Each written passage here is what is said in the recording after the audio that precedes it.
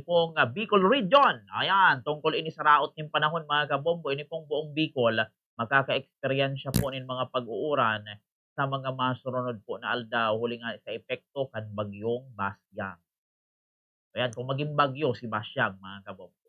So, hinanyugon ta mga kabombo ang nakaulay ta digdi, si Sir Ian Neil Nunez, ang officer in charge kan CBS UAP Pili Agromet Station. 2026. Sa ngayon po ay nakakaranas po tayo ng partly cloudy to cloudy skies. Hindi gaanong madilim na papawirin. Subalit makakaranas pa rin tayo ng mga isolated rain showers at thunderstorm po, no? Due to northeast monsoon or amihan po itong nararanasan natin ngayon. Kung lahat naman ay nakaka-experience sa malamig na hangin. So, continue po ito hanggang Huwebes po. Malamig na hangin po itong ating mararanasan, lalong-lalo na sa madaling araw. So, by Friday po, asahan na po natin na magkakaroon na po tayo ng madilim na papawirin, cloudy skies, na may mga dalang pag-uulan lalo na sa hapon at magdamag hanggang gabi due to shear line. So, asahan na po natin na mararanasan natin ito by Friday at sa mga susunod pang araw, Sabado at Linggo. Opo. Adi sa mga susunod na araw, sir, maulan? Opo, sa Friday, Saturday, Sunday. O, depende na rin yan sa positioning ng shear line. Ano? Kapag lumakas kasi itong northeast monsoon, ay possible na hindi masyadong maulan or scattered lang yung mga pag-uulan natin. So, doon tayo sa sa presentation ko isang maganda ata itong tumingin.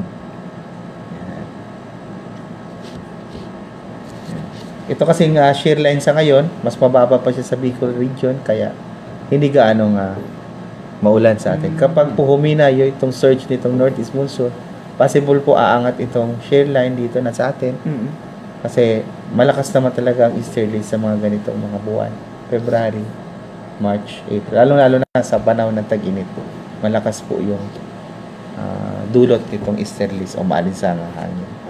Kasi pag nagbabanggaan po yung dalawang yan, malakas sa pag-ulan talaga kasi warm itong easterlies na hangin is warm and moist air, samantalang northeast is dry and cold air.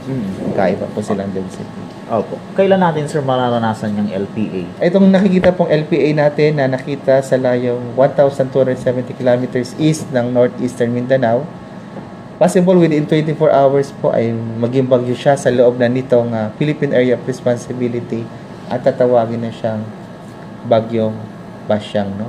So, nasa kaligitnaan po siya, possible na track niya dito sa may Mindanao and Visayas. So, tatahakin niya. So, possible by Friday ay nandito na siya sa may bandang Palawan. Sa Bicol, sir, hindi naman Hindi naman, malayo naman siya sa atin, subalit. Yun nga, pagdaan nitong bagyong Basyang, possible na iibahin niya rin po itong shear line po. Balik, kung saan po yung bagyo, doon din po tututok itong shear line. So, possible, kung nasa Palawan na itong magiging bagyong Basyang na ito, yung shear line ay nakatutok din po dito sa Bicol region. Opo. So, Kaya, by Friday, Saturday, possible na uulanin tayo, hindi dahil sa bagyo, kundi sa posisyon ng shear line po natin. Opo. Gaano kalakas, sir, si Basyang, if ever? Ang pinakamalakas na nakikita sa ngayon pong forecast or yung initial forecast natin ay signal number 1 or yung tropical depression lamang po. Possible, sir, Pinakamababang uri. possible ba, sir, na magka-signal tayo? Hindi naman.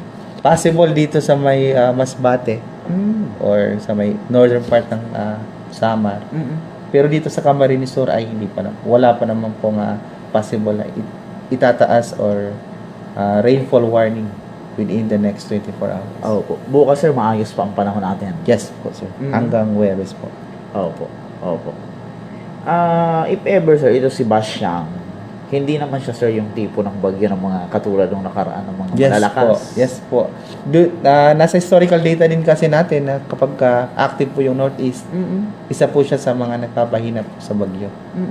Kapag habagat naman, ay dyan po talaga nagdadala po siya ng katulad ng easterlies, warm din na air and then moist din po na hangin. Ibig sabihin sir, wala tayong dapat na ipag-alala. Yes po sir. Sa ngayon po. Shear line, kasi nagdudulot po siya ng pagbabaha po.